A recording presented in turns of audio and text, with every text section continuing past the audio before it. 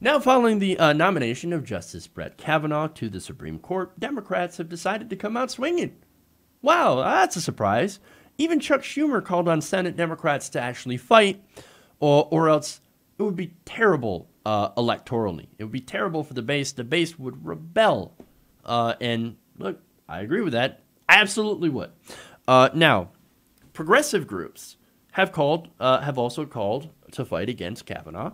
The Progressive Change Campaign Committee, for example, immediately launched television ads highlighting Kavanaugh's stands in the states of two up-for-grabs GOP senators. That is Lisa Murkowski and Suzanne Collins. Now, those are possible no votes. Those are people that we could swing because of their stances on being on reproductive rights. Susan Collins and Lisa Murkowski are actually pro-choice Republicans. Now, Trump's nominee, Kavanaugh, they say, is an extreme choice for the Supreme Court. Now, it summarizes Kavanaugh's key opinions, including employers should be able to eviscerate union rights, and presidents, including Trump, are above the law and should never be indicted.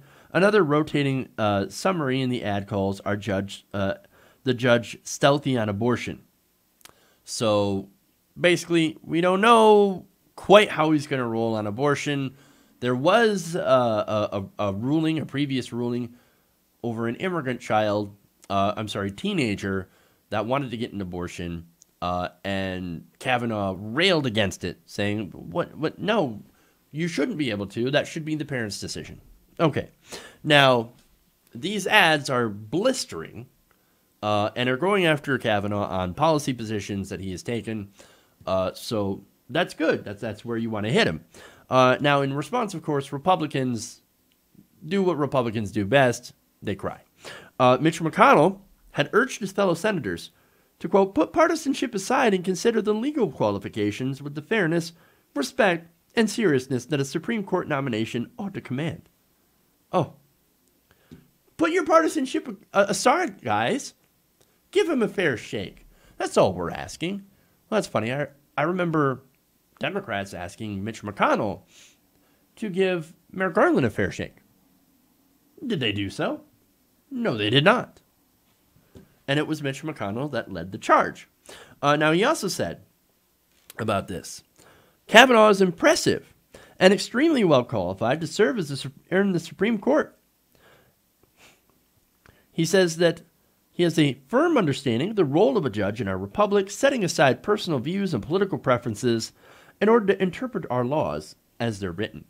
No, what Kavanaugh is that he's an originalist, right? So he says that stuff like that has led to the rulings of, for example, same-sex marriage, Roe v. Wade, and even the case that stopped the government from banning contraception. What underpins that is basically illegal, right? That the arguments that were used in those cases, invalid. No, we got to go with the original meaning of the Constitution as it was written. Now, that, of course, also means that we can't have regulations on business. And that is something that Kavanaugh has routinely fought against. Environmental regulations, he's also fought against. And so anything that helps consumers or women or LGBT folks, you can be sure that Kavanaugh was on the wrong side of. And Republicans are like, we think that that's fantastic. We love this guy. Democrats, why won't you give him a fair shake?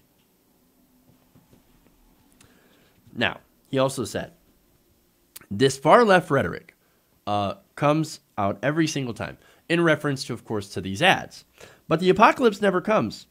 Americans can see beyond this far-left mongering, this fear-mongering from the far left on Judge Brett Kavanaugh, on how he's so extreme.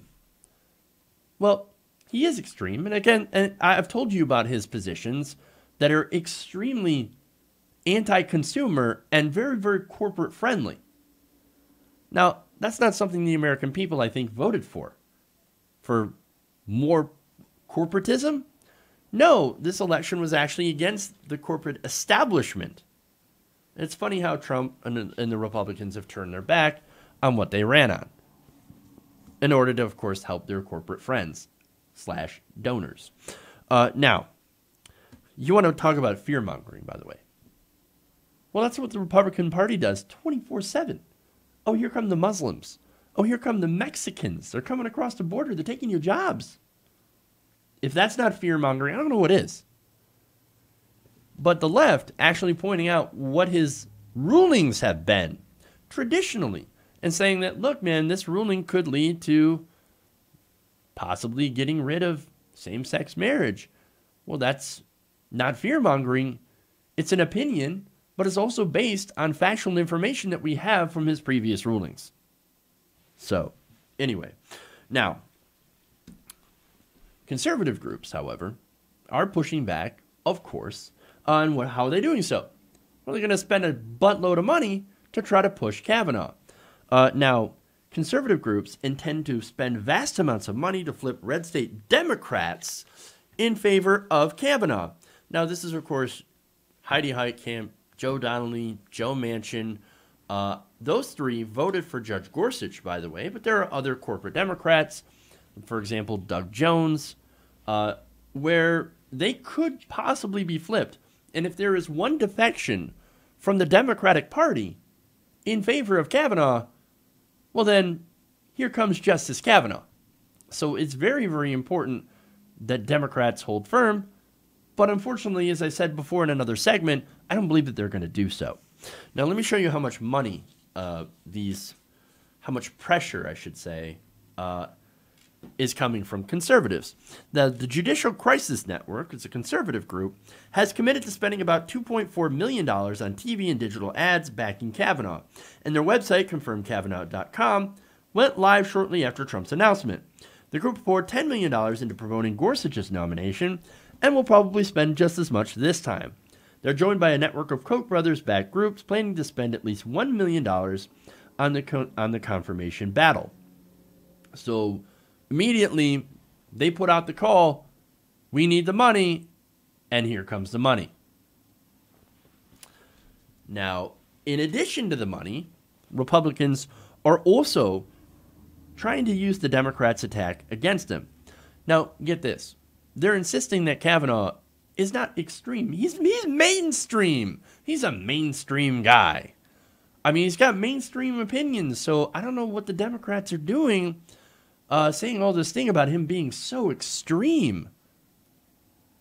But in reality, he is extreme. And look, he would actually be one of the most conservative judges on the court.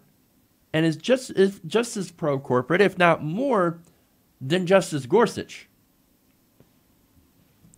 They also say that Democratic resistance is just so unfair. I mean, why are you going and attacking this mainstream guy? This man with great credentials and a strong record of upholding the Constitution. In fact, John McCain, who cannot be there for the vote, did release a statement. He said, Judge Brett Kavanaugh has impeccable credentials and a strong record of upholding the Constitution. He is widely respected as a fair and independent and mainstream judge. I look forward to the Senate moving forward with a fair and thorough confirmation process. It's kind of funny because, look, Democrats in there who actually was a mainstream judge. Well, okay, he was centrist judge. Mainstream, I think, to me has a different connotation. If you're mainstream, then you kind of have to be with the American people. But that's just what I believe it should be. And look, Merrick Garland was not with the American people on a lot of other issues. For example, the issue of money in politics. He voted in favor of money in politics. So, I'm just saying, not exactly mainstream. And neither is Kavanaugh. But anyway, Democrats did not get their choice. They did not get a fair and thorough confirmation process. They didn't get any confirmation process. None. They just let him sit in limbo. And that's it. Now, look, of course, the Republican argument against that is, look, it's an election year. It's 2016. You can't just put up a president or put up a nomination, a Supreme Court nominee, during an election year. No, you should wait till the American people have their voice and make their voice known through the election. And then we'll see if we can confirm that justice. Well, here's the thing. 2018 is also an election year. We've got an enormous midterm coming up. So, look, if it was a big election then, big enough to stop a Supreme Court nomination, well then, 2018 should be big enough to stop a nomination too, right? Unless, of course, you're hypocritical. There's more. Another conservative, Brett Stevens, who's an NBC contributor, told MSNBC's Stephanie Ruhle, also very conservative, that Democrats should cave on Kavanaugh and, quote, win on issues where they can make a difference. Quote, I think Kavanaugh should be confirmed 100-0. The point is, you have a well-qualified judge who's in the broad mainstream of the American movement. Doesn't have any moral disqualifiers. You should go back to the American tradition when we had recently, as recently as Sandra Day O'Connor, she was confirmed 99-0. Well, it would be nice to go back to that, where all justices get a fair hearing. But as I mentioned before, Merrick Garland did not get a fair hearing. He actually had the seat stolen from him by Mitch McConnell. Now, we're not going to sit there and play fair when you punch us in the face. We're done with that. The Republicans want to play unfair. They want to play dirty. Well, we can play dirty too. Okay? Because no more of this, when they go low, we go high. No, we go low too and punch them in the face. Figuratively, of course, not literally. I'm not advocating for actual violence here. But what we should do is that we should use their own tactics against them so that we might actually win. One of those tactics, I think, would be pack the courts. Fine. You know what? If somehow we do get a Justice Kavanaugh, pack the freaking courts. You want to play it this way? You want to steal a seat? Okay. Well, two can play at that game. That's just me. But no. Republicans will say that's so untoward. How dare you? How dare you? In fact, Stevens said, Democrats are going to lose on this issue, and it's going to make them seem extreme and petty. So extreme, so petty. That's Democrats for you. Really. Now, Stevens, of course, is a conservative. He writes for the the Wall Street Journal. Now, I wonder if any of his articles mention, go back to 2016, if any of those articles mention that the blocking of Merrick Garland, I wonder if he called any of that petty or extreme. Hey everybody, thanks for watching this video. If you want to see more like this, please hit the subscribe button below. And if you want to support truly independent progressive media, please consider becoming a patron at patreon.com/TYTNation.